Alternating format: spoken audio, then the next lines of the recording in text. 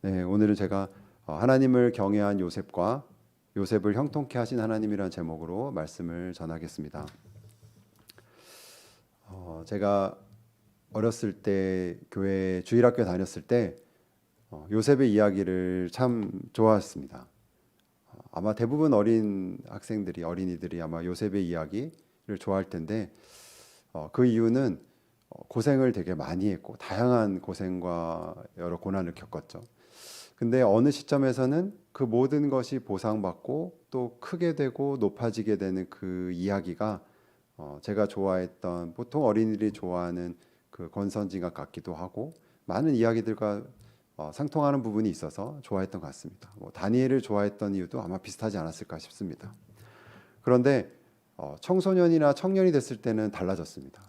아마 여러분 자녀 중에 청소년이나 청년들이 있다면 아마 요셉의 이야기 듣는 거를 그렇게 안 좋아할 겁니다.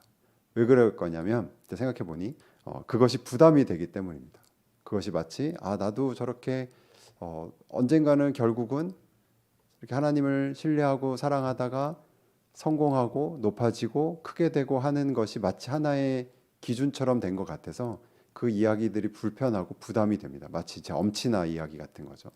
그리고 더 나아가서는 이제 청년이 더 되면 거기에 대한 거부감까지 생겨도 됩니다. 꼭 저렇게 다 성공해야 되나? 라고 약간 성경 전체에 대해서도 막 그렇게 부정적으로 생각하는 경향까지 생기게 됐습니다. 또 지금은 좀 더 다르죠. 성경에 나오는 이 요셉이나 모세나 다니엘 같은 그 사람들이 주인공이 아니라 그 사람들을 통해서 하나님께서 어떤 일들을 행하고 계신가? 하나님은 어떤 분이신가? 하나님 일이 어떻게 이루어지는가를 보게 되는 또 새로운 관점으로 지금 성경을 다시 보고 있습니다. 근데 이 오늘 요셉의 이야기를 보면 이 본문을 따라서 아마 이 세상을 살아가는 우리에게도 어떤 면을 다시 한번 보여주는 거울과 같은 의미가 분명히 있을 것입니다. 그리고 동시에 그 요셉을 대하시고 요셉을 통해 이루어가신 하나님을 보면서 지금도 동일하게 살아계신 하나님이 어떻게 내 삶 가운데 우리의 삶 가운데 역사하고 계신가를 우리가 고백하고 또 그것을 기도할 수 있는 은혜의 시간이 될 거라고 제가 믿습니다. 오늘 본문을 좀 들어가 보겠습니다. 요셉은 지난주까지 제가 들은 것처럼 형들의 시기와 또 계략으로 인해서 애굽에서 종이 되었습니다.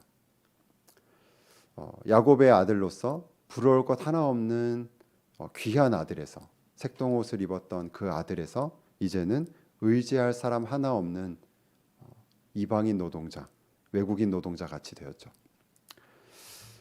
인권과 안전이 보장되는 지금 현대 사회에서도 만약에 10대의 한 아이가 한 청소년이 혼자 외국에 가서 아무 아는 사람 없고 말도 통하지 않는 곳에서 일을 하며 노동자로 살아간다고 생각하면 우리는 쯧쯧하며 되게 안타까워하고 되게 불쌍하게 여길 것입니다. 근데 지금은 이거는 4,000년 이전에 지금부터 4,000년 이전에 고대 근동에서 있었던 일입니다. 이 요셉의 상황이 바로 그렇게 홀로 외국에서 종으로 살아가고 있는 상황이었습니다. 그런데 그 요셉이 가졌던 그 성실함과 또 하나님의 은혜로 인해서 종에서 이제는 그 집의 전체를 다스리는 관리하는 관리자, 가정 총무가 되었습니다. 그리고 그 주인 보디발이 그 요셉에게 모든 것을 다 맡긴 상황이 바로 지난주 수요일까지의 상황이었습니다. 그런데 오늘 본문에 보면 요셉에게 위기가 찾아옵니다. 그 위기는 바로 유혹입니다.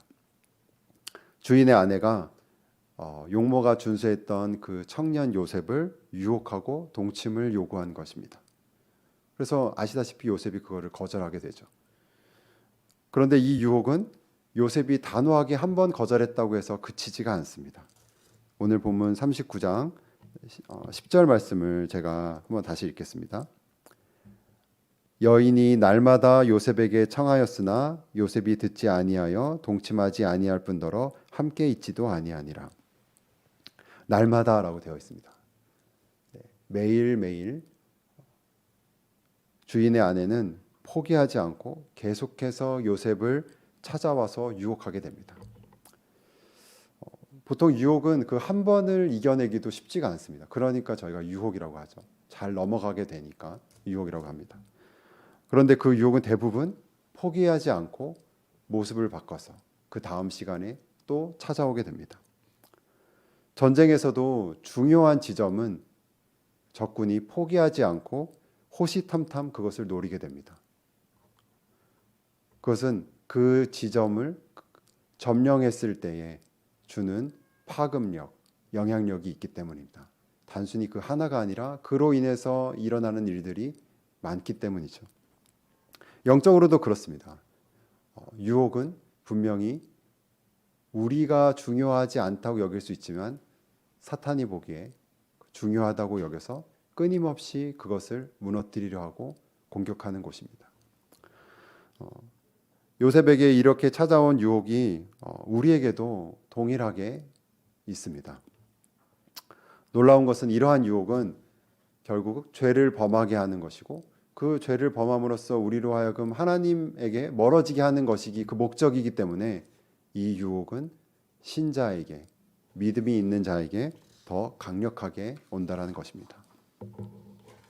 그리고 이 유혹을 막아낼 수 있는 방패를 오늘 요셉은 우리에게 보여주고 있습니다. 그것이 바로 하나님을 경외함입니다. 8절 9절 말씀을 제가 읽겠습니다. 요셉이 거절하며 자기 주인의 아내에게 이르되 내 주인이 집안의 모든 소유를 간섭하지 아니하고 내 손에 위탁하였으니 이 집에는 나보다 큰 이가 없으며 주인이 아무것도 내게 금하지 아니하였어도 금한 것은 당신뿐이니 당신은 그의 아내임이라. 그런즉 내가 어찌 이 큰 악을 행하여 하나님께 죄를 지으리까. 유혹하는 주인의 아내에게 요셉이 거절하며 하는 이 말 안에 특별한 의미가 있습니다. 먼저는 이 요셉의 모습에서 선악과 열매를 먹은 아담의 모습과 대조하게 됩니다. 하나님께서 천지를 창조하시고 하나님의 형상으로 지은 아담에게 모든 것을 위탁하고 허락하셨습니다. 하지만 단 한 가지, 선악을 알게 하는 그 나무의 열매를 먹지 말라는 명령을 하시고 그것을 약속하셨죠. 그것은 하나님과 아담의 관계를 온전하게 유지하며 아담이 하나님의 형상으로 살아갈 수 있는 약속이었습니다. 그런데 아담은 바로 그 금지된 것 그 하나, 그것을 깨고 하나님처럼 되고 싶어 했습니다. 오늘 요셉에게도 그러한 순간이 찾아온 것입니다. 그러한 유혹이죠. 주인 보디발이 요셉을 신뢰하고 모든 것을 위탁하였습니다. 모든 것을 다 맡겼죠. 하지만 단 하나, 그 주인의 아내는 취할 수 없는 것이 바로 요셉의 위치였습니다. 그런데 그 주인의 아내가 먼저 요셉을 찾아와서 유혹하게 됩니다.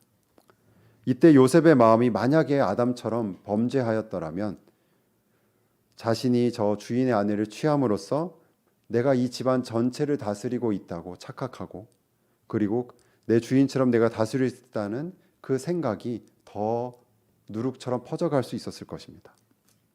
그런데 요셉은 그렇게 하지 않았습니다. 바로 그 순간에 그 주인과의 관계를 먼저 생각하고 그리고 더 나아가서 하나님과의 관계를 생각하게 됩니다. 주인은 바로 옆에는 없지만 주인과의 관계를 중요하게 생각하는 그 태도를 요셉이 보이고 있습니다. 그리고 더 나아가서 방금 말씀드린 것처럼 하나님과의 관계까지도 이것 가운데 생각하게 됩니다. 그 말씀을 제가 읽어보겠습니다. 9절 후반부를 다시 한번 읽겠습니다. 그런즉 내가 어찌 이 큰 악을 행하여 하나님께 죄를 지으리까. 요셉은 하나님을 주인과는 또 다르게 대하고 또 고백하고 있습니다. 물론 주인처럼 하나님은 눈에 보이지 않습니다. 하지만 주인은 그 자리에 없었지만 눈에 보이지 않는 하나님이 그 자리에 계시고 그것을 보시고 그것을 아신다라고 요셉은 말하고 있습니다. 그렇게 요셉은 그런 하나님을 알고 있고 그런 하나님을 믿고 있고 그렇게 알고 믿기에 그렇게 행동한 것입니다. 이것이 바로 하나님을 경외하는 자의 삶인 것입니다. 여러분, 하나님을 경외함이라는 것은 꽤 우리에게 생소한 말로 느껴집니다. 현대를 사는 우리에게 개인적으로 종교가 무엇이냐고 물어볼 때 우리는 보통 이제 장소를 물어보는 경향이 있습니다. 여러분 절에 다니시나요? 아니면 성당에 다니십니까? 아, 저는 교회에 다닙니다라고 이렇게 말하죠. 일주일에 하루를 그 종교적인 목적을 가지고 어디를 가느냐, 어디에서 종교적인 행사를 하느냐라는 것이 우리의 신앙의 어떤 한 단면을 나타낸다고 우리는 생각하고 있습니다. 근데 성경 시대에는 이렇게 물어보지 않았습니다. 그 당시에도 많은 우상과 종교들이 있었는데 당신은 뭐 어디에서 제사를 드립니까? 이렇게 물어보지 않았죠. 그다음 성경에 이제 그런 표현이 많이 나와 있는데 그때 종교와 신앙을 물어봤을 때 핵심 질문은 뭐냐면 당신이 두려워하는 것은 무엇입니까? 당신이 경외하는 것은 무엇입니까? 바로 이렇게 물어봤습니다. 당신이 마음의 가장 중심에 두고 있는 그것은 바로 무엇입니까? 라고 묻는 거죠. 그것이 바로 하나님을 경외함입니다. 만약에 그 당시에 사람이 우리에게 물어본다면 당신이 평소에 가장 마음의 중심에 두고 있는 그 신은 누구입니까? 가장 두려워하며 경외하며 가장 중심에 두고 있는 자는 누구입니까? 라고 묻는 거죠. 우리도 요셉만큼은 아니지만 분명히 하나님을 경외함이 있습니다. 하나님을 생각하고 또 하나님을 의식하죠.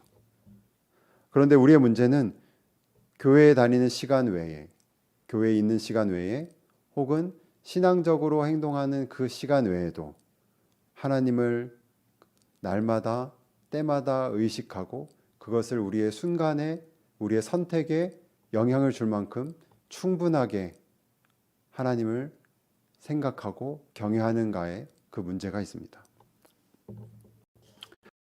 오늘의 요셉처럼 어떠한 유혹이 찾아올 때에 그에 대하는 반응이 바로 우리의 경외함을 그대로 드러내고 있습니다. 아무도 보지 않을 때, 그리고 아무도 알아주지 못할 때에도 그때에 우리가 하나님을 경외함으로 어떻게 행동하는가가 중요한 우리에게 척도가 됩니다. 아무도 보지 않는다라는 것은, 아무도 알아주지 않는다라는 것은 하나님만 아신다, 하나님만 알아주신다라는 것과 동일한 의미입니다. 사랑하는 성도 여러분, 저는 오늘 목회자로서 여러분을 위로하고 격려하고 싶은 마음으로 이 자리에 섰습니다. 죄와 유혹을 피하는 것으로서 하나님을 경외함도 있지만 동시에 선을 행하고 경건의 삶을 사는 것에도 하나님을 경외함으로 일어나는 일입니다. 아무도 보지 않고 아무도 칭찬해 주지 않고 아무도 인정해 주지 않을 때, 그때에 우리가 어떤 말을 하는지, 어떠한 생각을 하는지, 어떠한 행동을 보이는가가 우리가 얼마나 하나님을 사랑하고 경외하는지를 보여주는 것입니다. 아무도 보지 못했지만 하나님만은 분명히 보신다라고 성경은 우리에게 말하고 있습니다. 이것을 더욱더 우리에게 확증해 주는 구절을 한 구절을 읽겠습니다. 신약성경 베드로전서 1장 7절입니다.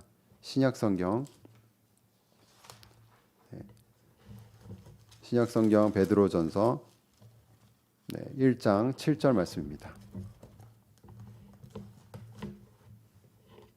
제가 읽겠습니다.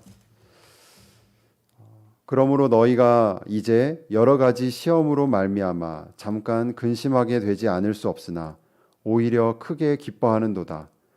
너희 믿음의 확실함은 불로 연단하여도 없어질 금보다 더 귀하여 예수 그리스도께서 나타나실 때에 칭찬과 영광과 존귀를 얻게 할 것이니라. 예수를 너희가 보지 못하였으나 사랑하는도다. 마지막에 이렇게 말하고 있습니다. 예수를 너희가 보지 못하였으나 사랑하는도다. 우리는 예수님을 그 얼굴을, 그 아름다운 얼굴을 한 번도 본 적이 없습니다. 하지만 우리가 이렇게 하나님 말씀을 가까이 하고 예배를 드리고 신앙인으로 살아간다라는 것은 예수 그리스도를 사랑한다라는 증거입니다. 그리고 아무도 보지 않을 때 기도의 시간을 갖고 성경책을 펴며 말씀을 보는 그것들은 분명히 하나님께서 보시고 오늘 주신 이 마지막 말씀처럼 그것을 칭찬하시고 그것을 영광스럽게 여기시고 하나님께서 그것을 존귀하다라고 말씀하고 계십니다. 아무도 알지 못하기 때문에 오히려 하나님께서 그것을 귀하게 여기시고 그것을 하나님께서 영광으로 여기신다라고 말하고 있습니다. 그리고 그 상급과 칭찬은 우리가 이 땅에서 못 경험할 수도 있습니다. 오히려 예수님께서 다시 오실 그때에 예수님께서 영광 가운데 오실 그때에 그 상급은 오히려 빛을 나게 되는 것입니다. 이 말씀이 오늘 저와 여러분에게 참된 위로와 소망이 되기를 축원합니다. 요셉처럼 어려운 유혹을 지금 견디고 있는 분이 계시다면 어려움 가운데 고난 가운데 홀로 버티고 있는 분이 계시다면 반대로 아무도 알아주지 못하지만 아무도 보지 못하지만 선을 행하고 있는 분이 계시다면 사랑을 실천하고 있는 분이 계시다면 다시 예수님께서 오실 그때에 우리에게 상급을 주시고 우리를 존귀하다고 여기시고 우리가 행한 그 모든 것을 하나님께서 상 주실 것을 그 믿는 믿음이 그 소망이 오늘 여러분에게 더해지길 바랍니다. 그것이 우리에게 그 믿음은 우리에게 하나님을 경외함이라는 태도로 나타나게 될 것입니다. 그리고 경외함은 처음에 드렸던 말씀처럼 날마다 찾아오는 그 유혹을 버텨낼 수 있는 이겨낼 수 있는 방패가 되기도 하는 것입니다. 여러분 마지막으로 이제 말씀을 좀 마무리하도록 하겠습니다. 하나님께서 요셉에게 주시는 특별한 은혜가 있습니다. 이 은혜는 우리가 생각하는 은혜랑 참 많이 다릅니다. 하나님을 경외하는 자, 그 요셉에게 보이시는 그 은혜가 어떠한지를 제가 마지막 부분을 읽겠습니다. 21절 이렇게 되어 있습니다. 여호와께서 요셉과 함께 하시고 그에게 인자를 더하사 간수장에게 은혜를 받게 하시며 23절에도 이렇게 되어 있습니다.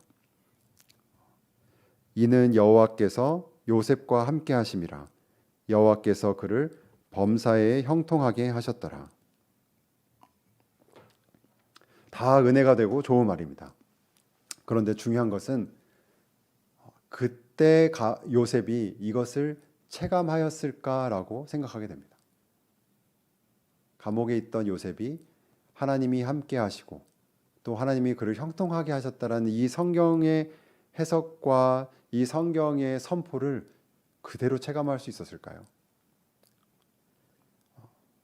감옥에 갇힌 그의 처지가 극적으로 변한 것은 아닙니다.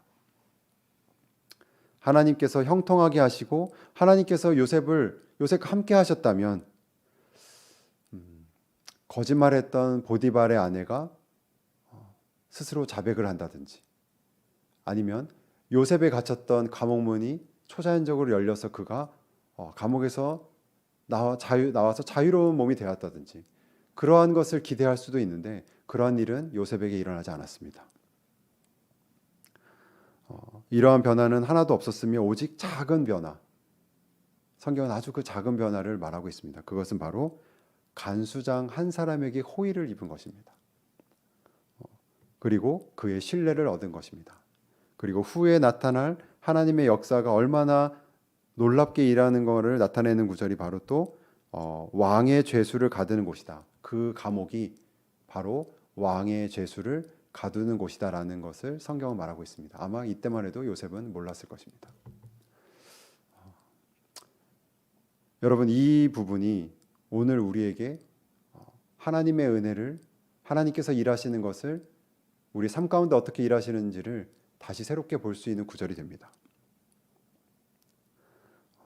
요셉에게 감옥이라는 비참한 상황 가운데 있지만 하나님께서 요셉에게 함께 하시고 은혜를 베푸시고 인자와 자비를 더하셨다라고 말하고 있습니다. 그의 삶을 형통하게 하시고 하나님의 일을 이루어 가고 계십니다. 하지만 그것이 곧바로 일어나진 않습니다. 하나님께서 이루시는 그때에 하나님께서 이루시는 방법으로 요셉이 생각할 수 없었던 그 형상으로 그 만남으로 하나님은 하나님의 일을 실수함이 없으시며 일을 착착 진행해 오고 계십니다. 여러분 다른 사람의 인생에 이렇게 말하기는 쉽습니다. 하지만 우리의 삶을 먼저 돌이켜보면 우리의 삶에 절망스러운 순간이 찾아올 때가 있습니다. 형통이라고 말하기에는 거리가 멀고 비참할 때도 있고 낮아지는 때를 경험할 때도 많이 있습니다. 요셉이 감옥에 갇힌 것처럼 삶에 빛이 보이지 않고 자유스럽게 내 삶을 펼쳐나갈 수 없는 그때가 찾아오기도 합니다. 도저히 극복할 수 없는 그 옥새가 내 삶에 느껴질 때도 있습니다. 하지만 하나님께서 요셉을 사랑하심 같이 우리를 사랑하시고 그 하나님의 자녀인 우리에게도 동일하게 말씀하고 계십니다. 하나님께서 우리와 함께 하시고 인자와 자비를 더하사 우리의 삶을 형통하게 하셨다라고 과거형으로 확실하게 선포하고 계신 것입니다. 요셉에게 하나님께서 이렇게 일하신 것처럼 하나님의 은혜가 입히고 그 은혜가 그 형통함이 앞으로 새롭게 그 뒤에 새롭게 펼쳐진 것처럼 저와 여러분 삶 가운데도 하나님의 은혜는 동일하게 있습니다. 혹시 지금 어려운 때를 보내고 계신 분이 계시다면, 고난의 때 마치 감옥에 갇힌 것 같은 때를 보내고 계시다면 하나님의 은혜를 묵상하며 오늘 소망을 갖길 바라십니다. 또 위로를 갖길 바랍니다. 우리 함께 하나님께서 함께 이루어가고 계시면서 하나님의 역사가 놀랍게 이루어지고 있는 것을 소망하는 하루가 되길, 또 그러한 삶을 하나님을 경외함으로 살아가길 주님의 이름으로 축원합니다. 우리 함께 이 말씀을 가지고 또 기도하겠습니다.